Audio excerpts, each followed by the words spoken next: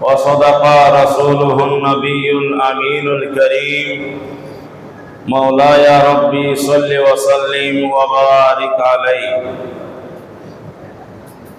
حضرات मुसल्लियान किराम रहिमानी व रहिमाकुमुल्लाह ताआला। আল্লাহ পাক রব্বুল আলামিনের মহান আলিশান দরবারে অসংখ্য গণিত শুকরিয়ার সাজদা, যিনি আমাদের সবাইকে আজকের এই পবিত্র জুমার নামাজে ঐতিহ্যবাহী মাহমুদ খান জামে মসজিদে যথাসময়ে হাজির হবার তৌফিক দান করেছেন। মুনিবের দরবারে সকলে শুকরিয়া দান বলি আলহামদুলিল্লাহ। দুরুদ ও সালামের হাদিয়া পেশ করছি আমাদের সকলের প্রিয় নবী আকা মাওলা তাজদারে মদিনা হুজুরপুর নূর মুহাম্মদুর রাসূলুল্লাহ সাল্লাল্লাহু আলাইহি ওয়াসাল্লামের নূরানী চরণে, যে নবীর উম্মত হয়ে আমরা পৃথিবীর জমিনে শ্রেষ্ঠ জাতি হিসাবে মুনিবের দরবার থেকে সনদ লাভ করার সৌভাগ্য অর্জন করেছি। আল্লাহ পাক আমাদের সবাইকে আল্লাহর প্রিয় নবীর প্রিয় উম্মত হয়ে কোরআন সুন্নাহ মোতাবেক জীবনকে সাজিয়ে মুমিনে কামিল এবং মুত্তাকি হয়ে পৃথিবীর জমিন থেকে আল্লাহর দরবারে যাওয়ার তৌফিক দান করুক, সকলে বলি আমিন। মুহতারাম হাজিরিন, আমাদেরকে আগের জুমার সাথে সম্পৃক্ততা রেখে আলোচনা করতে হবে, আজকে শুনতে হবে। যেহেতু আমি যে বিষয়টা আপনাদের সামনে তুলে ধরেছি সেই বিষয়টা শেষ করতে আমাদের আরো বেশ কয়েকটা জুমার প্রয়োজন হবে। আশা করি আপনারা আগের জুমার আলোচনাগুলোকে একটু স্মরণে আনছেন, খেয়ালে আনতেছেন। কি বলেছিলাম? একজন মুসলমান আল্লাহর ওলি হওয়ার জন্য দুইটা জিনিস লাগবেই, কোনো সার নাই। এক নম্বর হচ্ছে ঈমান, আর দ্বিতীয় নম্বর হচ্ছে তাকওয়া। ঈমান নাই, ওলি হওয়ার প্রশ্নই আসে না। ঈমান আছে, তাকওয়া নাই, উনি সাধারণ ঈমানদার হবে কিন্তু আল্লাহর ওলি হতে পারবে না। এই বিষয়ে আমি আপনাদের সামনে আগের জুমা থেকে আলোচনা করে আসছি। এখন আমাদের প্রশ্ন এসেছে, প্রকৃত ঈমানদার কারা, প্রকৃত মুত্তাকি কারা? মুত্তাকির সাবজেক্টটা আমাকে অনেক পরে আলোচনা করতে হবে, আমি ঈমানদার নিয়ে আলোচনা করছি। আল্লাহ পাক রব্বুল আলামিন এই ঈমানদারের পরিচয় দিতে গিয়ে কোরআনুল কারীমের সূরাতুল আনফাল থেকে তিনটি আয়াত আল্লাহ পাকের বাণী আমি আপনাদের সামনে উপস্থাপন করেছি। আল্লাহ পাক রব্বুল আলামিন বলেছেন, একমাত্র ঈমানদার তারাই যাদের অন্তরে আল্লাহর স্মরণ হওয়ার সাথে সাথে অন্তরটা কাঁপ দিয়ে উঠে আল্লাহর আযাবের ভয়ে, আল্লাহকে কিভাবে মুখ দেখাবো, আমার তো অনেক গুনাহ, এই ভয়টা অন্তরে আসবে, অন্তরের মধ্যে একটা কাঁপুনি শুরু হবে। দ্বিতীয় নম্বর আল্লাহ বৈশিষ্ট্য বলেছেন, ওদের সামনে যখন কোরআনের তিলাওয়াত হবে, তারা যখন কোরআনের আয়াতগুলো পড়বে, একটা আয়াত পড়বে আল্লাহর কুদরতের পেহচান, পরিচিতি তার কাছে হাজির হয়ে যাবে। আরেকটা আয়াত পড়বে, আরেকটা কুদরতের আলোচনা তার অন্তরে বোধগম্য হবে। এভাবে কোরআনুল কারীমের ৬৬৬৬টা আয়াত, এক একটা আয়াত তেলাওয়াত করতে করতে ওই বান্দার অন্তরে ঈমানটা সীসাডালা প্রাচীরের মতো মজবুত হয়ে যাবে। আরশের আয়াত শুনবে, কুরসির আয়াত শুনবে, সাত আসমানের আয়াত শুনবে, সাত জমিনের আয়াত শুনবে, জান্নাত জাহান্নামের আয়াতগুলো শুনবে, কবরের আযাবের আয়াত শুনবে, কবরে আল্লাহর পক্ষ থেকে দেওয়া রিজিকের আলোচনা শুনবে। এইভাবে আল্লাহর বান্দা যখন আল্লাহর বিভিন্ন নিয়ামত রাজির আলোচনা শুনতে থাকবে, আল্লাহ বলেন, ওয়া ইযা তুলিয়াত আলাইহিম আয়াতুহু যাদাতহুম ঈমানা, আল্লাহর আয়াতগুলো শুনতে শুনতে তার ঈমানটা মজবুত হয়ে যাবে। সুবহানাল্লাহ। দুই নম্বর গেল। তিন নম্বর হচ্ছে ওয়া আলা রাব্বিহিম ইয়াতাওয়াক্কালুন, সুখে দুঃখে বিপদে আপদে সর্বাবস্থায় আল্লাহর উপর ভরসা করবে। এই তিনটা কথা আল্লাহ পাক এক আয়াতে বলেছেন। এর পরবর্তী আয়াতে বলছেন আল্লাযীনা ইউকিমুনাস সালাতা ওয়া মিম্মা রাযাকনাহুম ইউনফিকুন, ওরা নামাজ কায়েম করবে এবং যাকাত দান করবে। সুবহানাল্লাহ। আগের তিনটা, এখন দুইটা, মোট কয়টা হলো? পাঁচটা। যদি আমরা একটু চিন্তা করি, এই পাঁচটা আল্লাহ কোরআনুল কারীমে ঈমানদারের বৈশিষ্ট্য বলেছেন। এই পাঁচটার মধ্যে প্রথম যে তিনটা, এই তিনটা বিষয় হচ্ছে মানুষের অন্তর্নিহিত বিষয়, গোপন বিষয়। আল্লাহর নাম শুনলে অন্তর কাঁপবে, কেউ দেখবে না, নিজেরটা নিজেই বুঝবে। আল্লাহর আয়াতগুলো তেলাওয়াত করলে ঈমান মজবুত হবে, কেউ দেখবে না, নিজেরটা নিজেই বুঝবে। ওয়া আলা রাব্বিহিম ইয়াতাওয়াক্কালুন, আল্লাহর উপর সব সময় ভরসা করবে। এইটা দ্বিতীয় কেউ বোঝার সুযোগ নাই। আল্লাহর উপর আমার ভরসা কতটুকু আছে না আছে, এটা নিজেরটা নিজেই বুঝবে। তার মানে প্রথম আয়াতে আল্লাহ যে তিনটা বৈশিষ্ট্যের কথা বলেছেন, এই তিনটা বৈশিষ্ট্য হচ্ছে গোপন বিষয়। এটা বান্দা নিজেরটা নিজেই বুঝবে, বাহিরে আর কেউ বোঝার কোনো সুযোগ নাই। এরপরের আয়াতে যে দুইটা বলেছেন, তারা নামাজ কায়েম করবে। আপনি যখন নামাজ পড়বেন, নিজের নামাজের কথা নিজেই জানবেন, বুঝবেন। আপনার পাশে আরেকজন আছে, উনি দেখতেছেন আপনি নামাজ পড়েন। সুতরাং দ্বিতীয় আয়াতে যে দুইটা সিম্পটম বলেছেন, এগুলো হচ্ছে জাহিরি বিষয়, নিজেও বুঝবেন, অন্যরাও বুঝবে। আল্লাহ বলেছেন ওরা নামাজ কায়েম করবে এবং ওরা যাকাত দান করবে, গরিব দুঃখী মেহনতির মানুষের পাশে সাহায্যের হাত বাড়াবে। আল্লাহ বলেন এই দুইটার কথা যে বললাম, বন্ধারে আমার, যাকাত দেওয়ার, নামাজ পড়া, নিজেও বুঝবে, অন্যরাও জানবে। কিন্তু প্রথম আয়াতে যে তিনটা বলেছি, এটা নিজে বুঝবে আর কেউ বুঝবে না। তার মানে একজন ঈমানদার হওয়ার জন্য পাঁচটা বৈশিষ্ট্য আবশ্যক। তার মধ্যে তিনটা নিজের ভিতরেই গোপন, আর দুইটা হচ্ছে জাহের, নিজেও জানবে, অন্যরাও জানবে। এই পাঁচটা বৈশিষ্ট্য যার ভিতরে আসবে, আল্লাহ পাক রব্বুল আলামিন ঘোষণা দিলেন ওরাই হচ্ছে উলাইকা হুমুল মুমিনুনা হাক্কা, এরাই বাস্তবে ঈমানদার। আর কেউ তাকে ঈমানদার বলুক আর নাই বলুক, আমি আল্লাহ তাকে 100% মুমিনে কামেল হিসাবে সার্টিফিকেট দান করলাম। সুবহানাল্লাহ। এই হলো আয়াতের তরজমা। পরবর্তী আয়াতে আল্লাহ বলছেন, বান্দারে আমার, এই বৈশিষ্ট্যগুলো যখন তোমার ভিতরে চলে আসবে, এগুলো তো একজন মানুষ বললেই অর্জন করতে পারে না।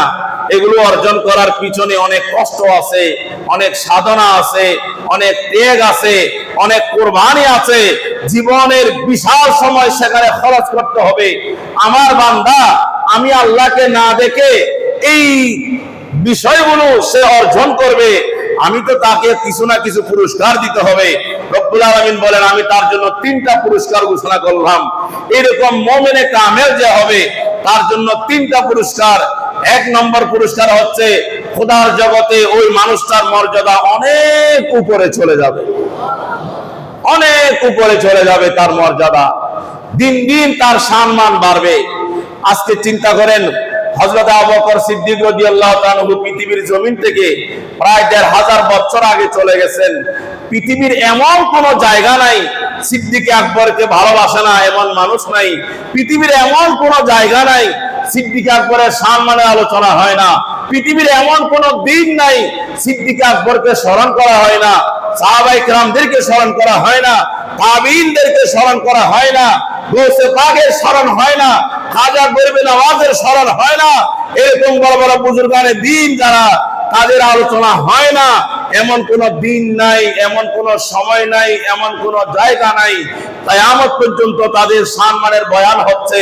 অথচ পৃথিবীতে বর্তমানে যারা বেঁচে আছে, এদের সাথে, ওই মহামানবদের সাথে কি আর সম্পর্ক? না রক্তের সম্পর্ক আছে, না আত্মীয়তার সম্পর্ক আছে, না ব্যবসায়িক সম্পর্ক আছে, না চাকরির সম্পর্ক আছে, না সামাজিক সম্পর্ক আছে। কি সম্পর্ক আছে? সম্পর্ক একটাই, তারা মুমিনে কামেল হয়ে আল্লাহকে রাজি করেছেন। সারা পৃথিবীর মানুষের ভিতরে আল্লাহ যাদেরকে ভালোবাসে, তাদের অন্তরে ওনাদের মুহাব্বতের বীজ বপন করে দিয়েছেন। তার মানে তাদের সম্মান বুলন্দ হয়ে গেল, 1 নম্বর পুরস্কার। 2 নম্বর পুরস্কার আল্লাহ বলছেন ওয়া মাগফিরা, তাদের কোনো গুনাহ আমলনামায় থাকবে না, সব মাফ হয়ে গেছে, সব গুনাহ মাগফিরাত নসিব হয়ে গেছে। 1 নম্বর পুরস্কার তাদের মর্যাদা বুলন্দ হবে। 2 নম্বর পুরস্কার তাদের সব গুনাহ মাফ হয়ে যাবে। 3 নম্বর পুরস্কার আল্লাহ বলেন ওয়ারিজকুন কারীম, এই সমস্ত ঈমানদার বান্দারা চুরি করে টাকা ইনকাম করতে হবে না, রাষ্ট্রের টাকা মেরে দিতে হবে না, দুর্নীতি করে টাকা ইনকাম করতে হবে না, ঘুষ খেয়ে তাকে জীবন যাপন করতে হবে না, সুদের ব্যবসা করে পয়সাওয়ালা হতে হবে না, তাকে কোনো অবৈধ পথে ইনকাম করে কিছুদিন সম্মানের পাত্র হবে, আবার কিছুদিন জুতার মালা গলায় দিয়ে তাকে ঘুরতে হবে। এইরকম লাঞ্ছনার জীবন আমি তাকে দেব না। ওয়ারিজকুন কারীম, আমার ঈমানদার বান্দার জন্য যে রিজিকের ব্যবস্থা হবে, সেই রিজিকটা এমন রিজিক যে রিজিকের মধ্যে সম্মান লুকিয়ে আছে। সুবহানাল্লাহ, আপনি সেই রিজিকের মধ্যে সম্মান পাবেন। আপনার ইনকামের রাস্তা হবে যেখানে আপনি ইনকামও হবে, ইজ্জতও পাবেন। রব্বুল আলামিন এই পুরস্কারগুলো ঘোষণা দিয়েছেন। আমি সংক্ষেপে বলছি, সূরা আনফালের এই 2টা আয়াতের মধ্যে প্রথম আয়াত, দ্বিতীয় আয়াত, দুটো আয়াতের সমন্বয়ে আমরা যেটা বুঝতে পারলাম, ঈমানদার হওয়ার জন্য 5টা বৈশিষ্ট্য লাগবে, 3টা বাতেন, 2টা জাহের। এই 5টা বৈশিষ্ট্য আসলে উলাইকা হুমুল মুমিনুনা হাক্কা, ওরা মুমিনে কামেল হয়ে গেল। তাদের জন্য 3টা পুরস্কারের ঘোষণা আছে, তাদের মর্যাদা বৃদ্ধি পাবে, তাদের জন্য আল্লাহ সমস্ত গুনাহ তাদের মাফ করে দিবেন, আল্লাহ তাদের জন্য সম্মানের রিজিকের ব্যবস্থা করবেন। আসুন এবার এই 5টা বৈশিষ্ট্য, 3টা হচ্ছে বাতেন, 2টা জাহের, এই 3টার মধ্যে আমি আপনাদেরকে প্রথম বিষয়টা যেটা হচ্ছে আল্লাহর স্মরণ হলে কলবের মধ্যে আল্লাহর ভয়ে কাঁপুনি শুরু হবে, থরথর করে কাঁপতে থাকবে। এই যে কলবের ভিতরে আল্লাহর ভয়ে কম্পমান পরিবেশ তৈরি হওয়া, এইটার বিষয়ে আমি গত জুমায় আলোচনা করেছি। আজকে যে বিষয়টা আলোচনা করব সেটা হচ্ছে ওয়াইদা তুলিয়াত আলাইহিম আয়াতুহু যাদাতহুম ঈমানা। আল্লাহ বলেন এরা এমন ব্যক্তি হবে, কোরআনের তেলাওয়াত শুনতে শুনতে কলবের ভিতরে নূর চমকাবে, কোরআনের তেলাওয়াত শুনতে শুনতে ঈমান মজবুত হয়ে যাবে, কোরআনের তেলাওয়াত শুনতে শুনতে ওদের অন্তরের ভিতরে আল্লাহর প্রেমের বীজ বপন হবে, নবী প্রেমের বীজ বপন হবে। দুনিয়াকে তারা তুচ্ছ মনে করবে, আখিরাতকে তারা মহা সম্পদ মনে করবে। ঈমান হয়ে যাবে সীসাডালা প্রাচীরের মতো মজবুত। কেন? হযরত আল্লামা ফখরুদ্দিন রাজি রাহমাতুল্লাহ আলাইহি এই আয়াতের তাফসীর করতে গিয়ে তাফসীরে কাবীরের মধ্যে উনি বলেছেন, কোরআন শরীফের আয়াতের ভিতরে এমন একটা মোহিনী শক্তি আছে, একটা আয়াত যখন তিলাওয়াত করবে, সেই আয়াতের অর্থ যখন বান্দা বুঝবে, সেই আয়াতের মধ্যে যখন আল্লাহ বলবে ও আমার বান্দারা ইন্নী মাআকুম, আমি তোমার সাথে আছি, ইন্নাল্লাহা মা'আস সাবিরিন, বিপদের সময় তুমি সবর করো, আমি তোমার সাথে আছি, ওয়া হুয়া মাআকুম আইনামা কুনতুম, বান্দা তুমি সাগরে থাকো আমি তোমার সাথে আছি, তুমি জলে থাকো আমি তোমার সাথে আছি, পাহাড়ে থাকো আমি তোমার সাথে আছি, বড় ঘুমন্ত অবস্থায় থাকো আমি তোমার সাথে আছি, সাগরের তলদেশে তুমি ডুবে গিয়েছো কেউ নাই, মনে করবা আমিও সেখানে তোমার সাথে আছি। বান্দা যখন কোরআনের এই আয়াতগুলো তেলাওয়াত করবে, এক একটা আয়াত যখন পড়ার পরে বুঝবে আমার তো টেনশন কিসের, আল্লাহ তো জায়গায় জায়গায় বলেছে আল্লাহ আমার সাথে আছে, যার সাথে আল্লাহ আছে তার আর কোনো কিছুর দরকার। ঈমান মজবুত হয়ে গেল।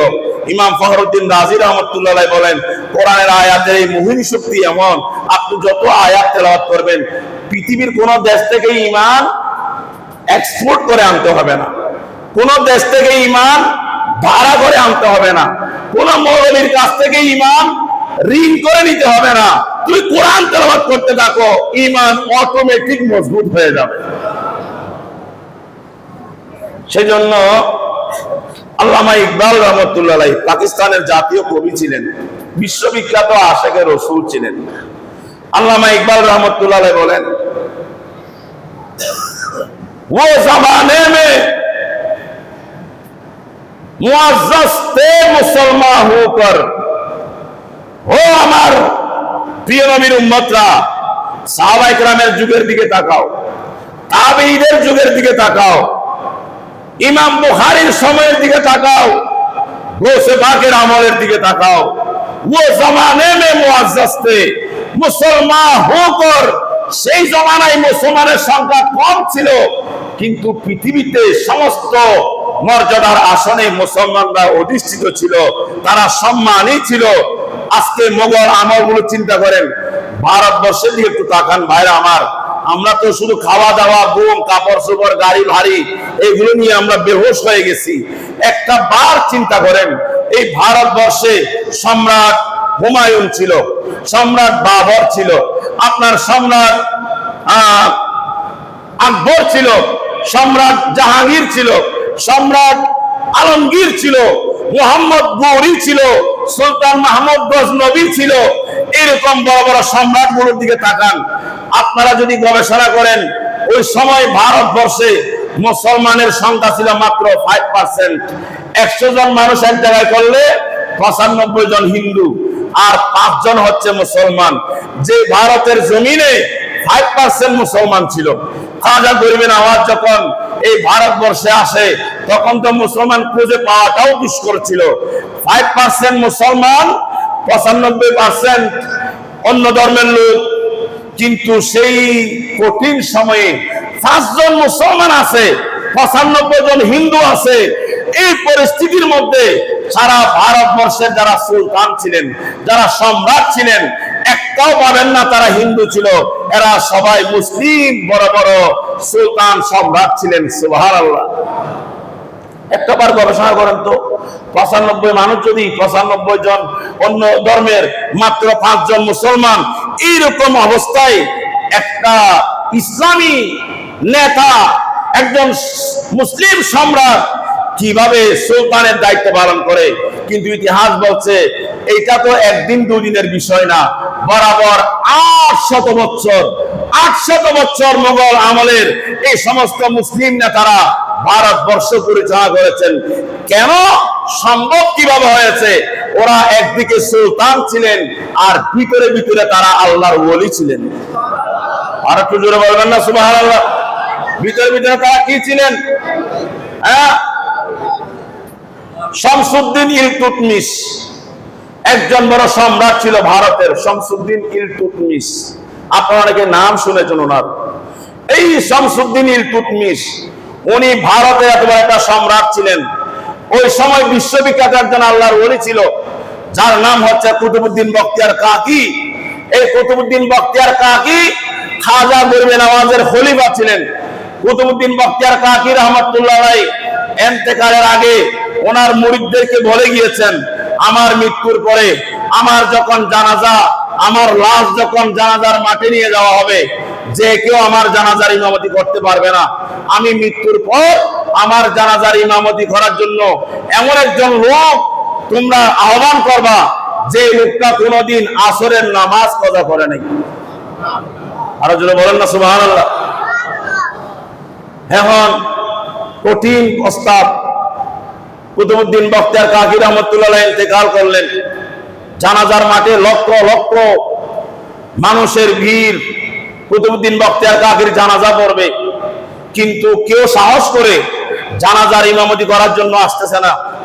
মুরিদরা যারা ওনার কাছের মানুষ ঘোষণা দিয়েছে যে কেউ আজকে ইমামতি করতে পারবে না, বড় মুহাদ্দিস ইমামতি করতে পারবে না, বড় মুফাসসির ইমামতি করতে পারবে না, বড় আল্লামাতে ফাহামা ইমামতি করতে পারবে না। হ্যাঁ, পারবে ইমামতি করতে যদি ওনার জীবনে কোনোদিন আসরের নামাজ কাজা না হয়।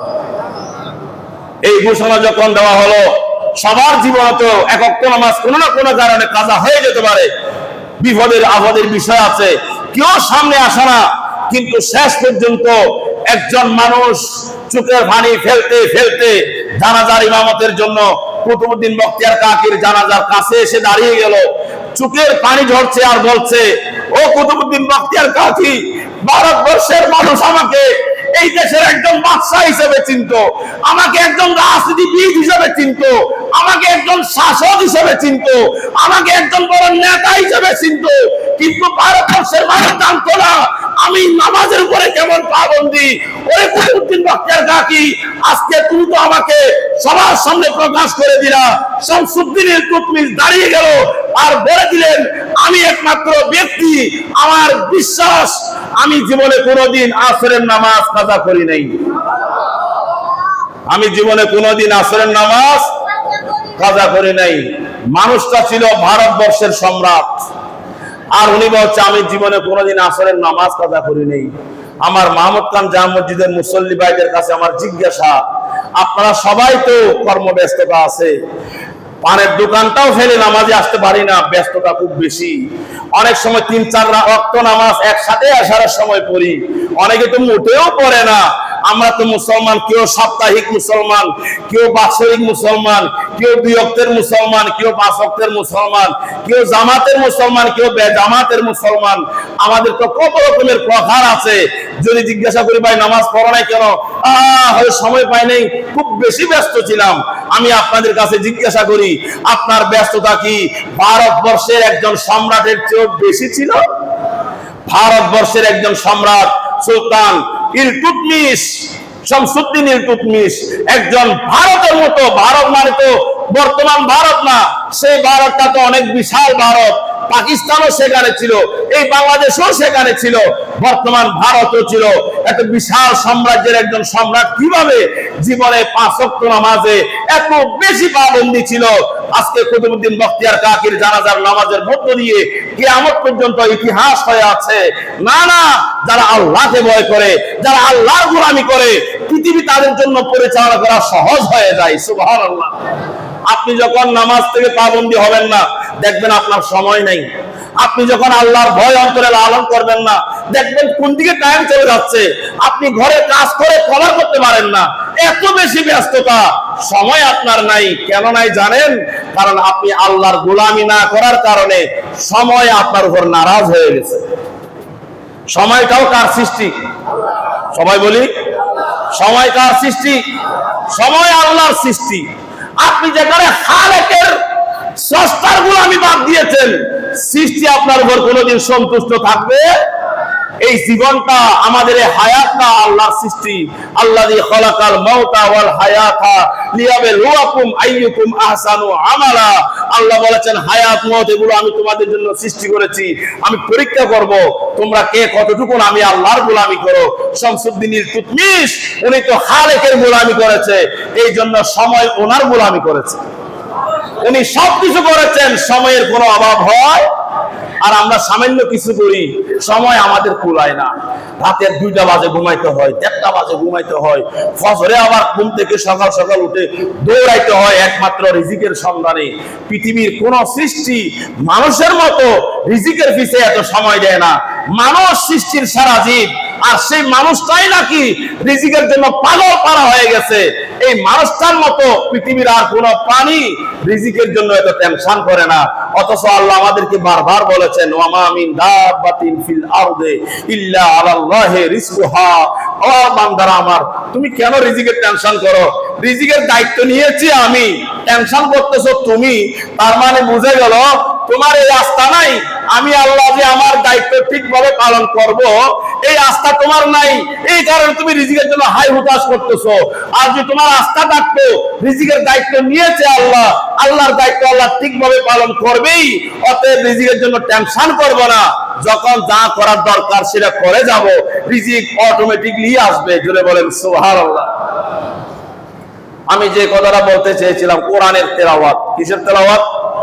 কোরআনের তেলাওয়াত করলে ঈমান কি হবে? কথা বলি কি হবে?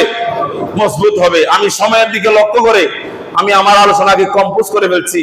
আসুন আমরা কোরআনের তেলাওয়াতে সময় দেই, সিদ্ধান্ত নেন।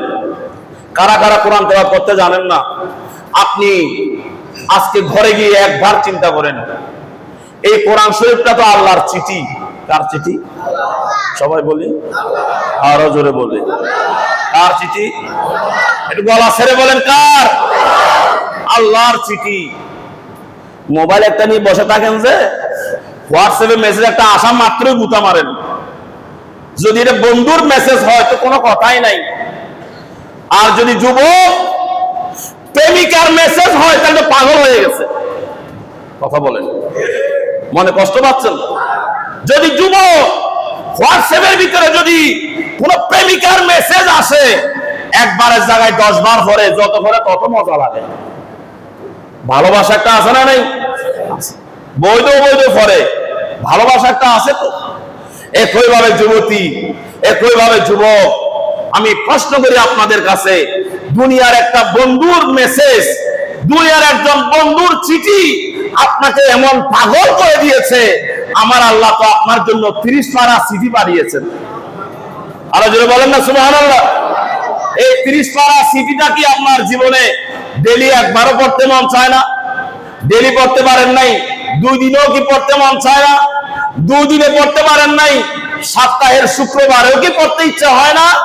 শুক্রবারও পড়তে পারেন নাই? রমজান মাসের একটা মাস, কোরআনের মাস, সেই মাসটাতে কি আপনার কোরআন শরীফটা তেলাওয়াত করতে মন চায় না? এরকম অনেক পোড়া কপাল, দুর্ভাগা আছে না নেই? যারা জীবনে কোনোদিন কোরআন শরীফটা খুলেও দেখে নাই, জীবনে কোনোদিন কোরআন শরীফটা খুলেও দেখে নাই। এরকম অনেক দুর্ভাগা আছে, এমন অনেক দুর্ভাগা আছে, শুধু রমজান মাস আসলে কোরআন শরীফটা ঝাড়ে, পরিষ্কার করে। আছে না নেই? অনেক দুর্ভাগা আছে, ওরা কোনো মতে শুক্রবার আসলে ওদের একটু দেখে। এইভাবে আমাদের জীবন চলে যাচ্ছে। কথা মনে রাখবেন, আমরা সবাই জানি আমাদের নবী আমাদেরকে হাসরের ময়দানে উদ্ধার করবেন। বিশ্বাস আছে না নেই? যদি না থাকে আমার কাছে হ্যালো দিয়েন, আমার কাছে মেসেজ দিয়েন, হুজুর আমাকে একটু বুঝাই বলেন, নবী আমাদেরকে উদ্ধার করবেন, এইটা আবার কি? এই নিয়ে আপনি আমাদেরকে পরিষ্কার বর্ণনা দিবেন, বক্তব্য দিবেন। ইনশাআল্লাহ যে কোনো এক জুমায় এই বিষয়ে ডিটেইলস আলোচনা করব। আমি কারো বিরুদ্ধে বলার দরকার নাই, কারো পক্ষ বলার দরকার নাই। আল্লাহ কি বলেছেন আরবিকে অনুবাদ করে দেব, নবী কি বলেছেন আরবিটা শুধু অনুবাদ করে দেব, বাকিটা আপনারা বুঝে নেবেন। ইনশাআল্লাহ আমি আপনাদের সামনে সেভাবে উপস্থাপন করে যাব। যে কথাটা বলছিলাম, হাসরের ময়দানে আমাদেরকে নবী উদ্ধার করবেন নাকি আমাদেরকে বিপদে ফেলবেন? সবাই বলি, আরো জোরে কি করবেন? নবী আমাদেরকে উদ্ধার করবেন। কিন্তু সেই নবী কি বলেছেন জানেন? নবী বলছেন, আমি আমার এক শ্রেণীর উম্মতের বিরুদ্ধে হাসরের ময়দানে মামলা দায়ের করব। এবার বুঝেন, যে নবী আপনাকে উদ্ধার করবেন, সেই নবী যদি আপনার বিরুদ্ধে মামলা করে, বাঁচার কোন পথ আছে? আছে নাকি? যিনি উদ্ধার করবেন তিনি মামলা করে দিবেন। বড় হুজুর আপনি পাইলেন কোথায়? এই কথা এটা কঠিন কথা, নবীর জন্য এটা আমরা বিশ্বাসই হয় না। আপনি আল্লাহর কোরআন খুলে দেখেন, সূরাতুল ফুরকান 30 নম্বর আয়াতটা পড়েন। সূরাতুল ফুরকানের 30 নম্বর আয়াতে আমার আল্লাহ বলেছেন, ওয়াকালার রাসূল, আমার রাসূল মামলা দিবেন। মামলাতে কি বলবেন নবী? ইয়া রব, হে আল্লাহ, ইন্না কওমি, এই আমার উম্মতে গুলো দেখাই দিবেন, এইটা এইটা এইটা, এই আমার এই উম্মত গুলো ইত্তাখাযু হাযাল কুরআনা মাহজুরা, ওদের ঘরে কোরআন ছিল, আমার সে কোরআনটা স্পর্শ করে নাই, এক কিনারায় রেখে দিয়েছে।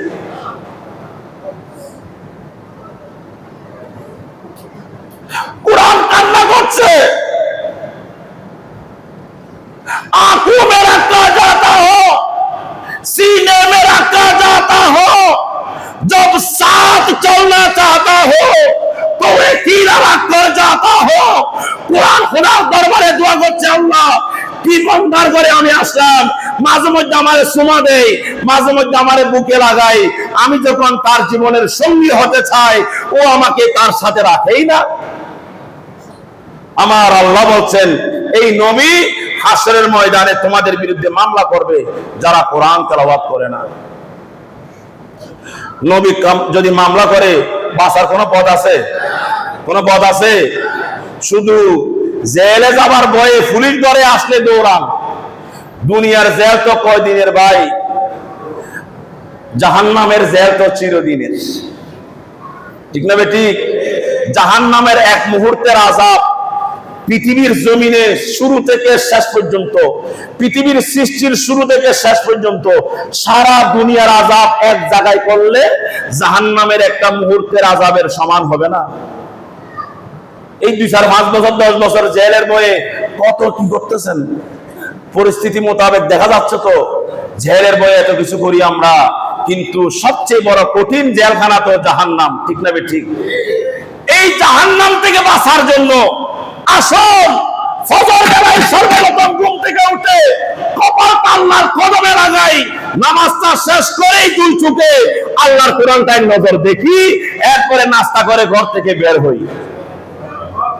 সারা দিন আল্লাহ আপনার সাথে থাকবেন, আল্লাহর রহমত আপনার সাথে থাকবে। কিসের টেনশন, কিসের পেরেশানি? পৃথিবীর জাহান্নাম হয়ে গেল আপনি জান্নাতে বসবাস করতে পারবেন। আপনি দেখবেন দুনিয়া জাহান্নাম হয়ে গেছে, সমাজে শান্তি নাই, কাটাকাটি, খুন খারাপি, রাহাজানি, আগুন জ্বালাও পোড়াও, অ্যাকশন টু অ্যাকশনের স্লোগান চলছে সারা দেশে। আপনার টেনশন করতে হবে না, পৃথিবী থাকবে একভাবে, আপনি থাকবেন আরেকভাবে। মায়ের পেটে যেমন নিরাপদ ছিলেন, আল্লাহর রহমতের কুলে দুনিয়াতেও সেরকম নিরাপদ থাকবেন। আল্লাহ আমাদের সবাইকে কবুল করুন, আরে জোরে বলি আমিন। ভাইরা আমার, সেই জন্য আমি আপনাদের সামনে 5টা মিনিট সময় আপনাদের সামনে আরেকটু আলোচনা করব। বিরক্ত হয়ে গেছেন তো? আসেন আমাদের মাযহাবের ইমাম, আমরা আমাদের ভাইদেরকে বলবো, আজকে বুকে হাত দিয়ে বলবেন জীবনে কোনোদিন ইমাম আবু হানিফার বিরুদ্ধে বলবো না। বলবেন কোনোদিন? কোনোদিন বলবেন? মাযহাবের কোন ইমামের বিরুদ্ধে বলবেন না। আমি আপনাদের খেদমতে আছি, শুধু জুমার নামাজে আছি তাই নয়, যে কোনো সময় ডাক দিবেন ইনশাআল্লাহ আপনাদের পাশে থাকবো, এটা আমার ইমানি দায়িত্ব। যে কোনো সময় আসবো ইনশাআল্লাহ, যদি আমি বেঁচে থাকি, যতদিন এই মসজিদের দায়িত্বে থাকবো এতদিন আপনাদের পাশে আমি আছি। আমি আপনাদের খাদেম, আমি আপনাদের সেবক। যে কোনো বিষয় প্রশ্ন করবেন ইনশাআল্লাহ চেষ্টা করবো উত্তর দেওয়ার জন্য। মাযহাবের উপর আলোচনা পরে করব, আজকে একটা কথা বলবো, সেটা হচ্ছে ইমাম আবু হানিফা রাহমাতুল্লাহ আলাইহি আমাদের মাযহাবের ইমাম। খুশি না বেজার? আমরা যে ইমাম আবু হানিফাকে পাইছি, আমরা খুশি না বেজার হইছি? এই কিতাবটার নাম তাবিয়ুদুস সাহিফা ফি মানাকিবিল ইমাম আবি হানিফা। এই কিতাবটা লিখেছেন লিল ইমাম আল হাফেজ আল মুআররিখ আল আদিব জালালউদ্দিন আব্দুর রহমান ইবনে আবি বকর আস-সুয়ুতি আশ-শাফিঈ, যেটা ওনার আমলে সারা পৃথিবীর মুজাদ্দিদ ছিলেন আল্লামা জালালউদ্দিন সুয়ুতি রাহমাতুল্লাহ আলাইহি। এই ব্যক্তিটা উনি শাফিঈ মাযহাবের মানুষ, আরেক মাযহাবের মানুষ, কিন্তু কিতাব লিখেছেন হানাফি মাযহাবের ইমাম আবু হানিফার শানে। আরো জোরে বলবেন না সুবহানাল্লাহ? আমাদের দেশে এক দলের মানুষ আরেক দলের নেতার কোন প্রশংসা সহজে করে? এটা করবে না, বিধানে নাই, দুনিয়ার বিধানে, কিন্তু ইসলামের বিধানে আছে। শাফিঈ মাযহাবের মানুষ কিতাব লিখেছেন ইমাম আবু হানিফার জীবনী। সময়ের অভাবে আমি সংক্ষেপে দ্রুত বলছি। এই কিতাবের মধ্যে আপনার 28 নম্বর পৃষ্ঠায় হযরতে আল্লামা খতিব বাগদাদী রাহমাতুল্লাহ আলাইহি হাম্মাদ ইবনে কুরাইশ থেকে বর্ণনা করেছেন, ক্বালা সামিতু আসাদ ইবনে আমারিন, হাম্মাদ ইবনে কুরাইশ বলতেছেন আমি আসাদ ইবনে আমর থেকে শুনলাম, ইয়াকুল, তিনি বলতেছেন, সাল্লা আবু হানিফা ফিমা হুফিজা আলাইহি সালাতুল ফজরে বিউদুইল ইশায়ে 40 সানাতান। আমি শুনেছি হযরতে আসাদ ইবনে আমর থেকে ইমাম আবু হানিফা এশারের নামাজ পড়বার জন্য যে ওযু করেছেন, সেই ওযুটা দিয়ে ফজরের নামাজ আদায় করেছেন 40 বছর। কয় বছর? তার মানে এশারের নামাজের জন্য ওযু করার পরে ফজর পর্যন্ত পায়খানা প্রস্রাব ঘুম। এরপরে দেখেন ওয়াকানা আমাতুল লাইলি ইয়াকরাউ জামিআল কুরআন ফি রুকাতিন ওয়াহিদা। বলা হচ্ছে হযরত ইমাম আবু হানিফা রাহমাতুল্লাহ আলাইহি প্রায় প্রত্যেকটা রাতে 30 পারা কোরআন শরীফের খতম দিতেন। নামাজ 1 রাকাত। কয় রাকাত? এমনি নামাজ কমপক্ষে কয় রাকাত? 2 রাকাতের মধ্যে উনি প্রথম রাকাতে 1 খতম, দ্বিতীয় রাকাতে আরেক খতম। আর যদি বলবেন না সুবহানাল্লাহ? আমরা তো ইমাম সাহেবরা লম্বা কেরাত চলে আপনারা পিছন থেকে চিন্তা করেন, আসো না নাই?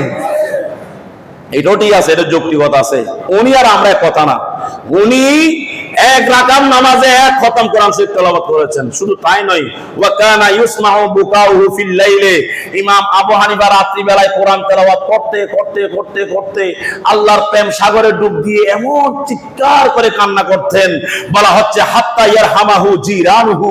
ওই যে মসজিদে ইমাম আবু হানিফা গভীর রাত পর্যন্ত নামাজ পড়তেন, মসজিদের আশেপাশে যত মানুষ ঘুমাইতো এদের ঘুম ভেঙে যেত, ইমাম আবু হানিফার কান্নায় তারাও কাঁদতে শুরু করতো, তাদের অন্তরে দয়া চলে আসতো।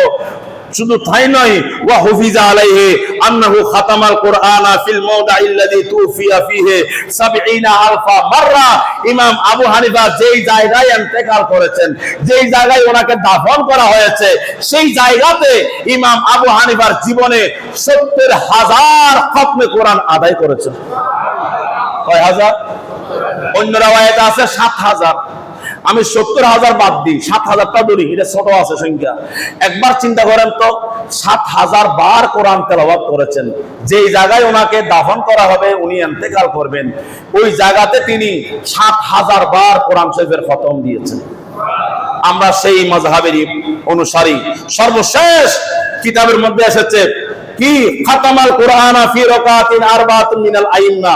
পৃথিবীর জমিনে 4 জন মানুষ সবচেয়ে বেশি প্রসিদ্ধ, 4 জন মানুষ যারা এক রাকাত নামাজে এক খতম কোরআন পড়েছে, এক রাকাত নামাজে এক খতম কোরআন পড়েছে, এরকম 4 জন ইমাম।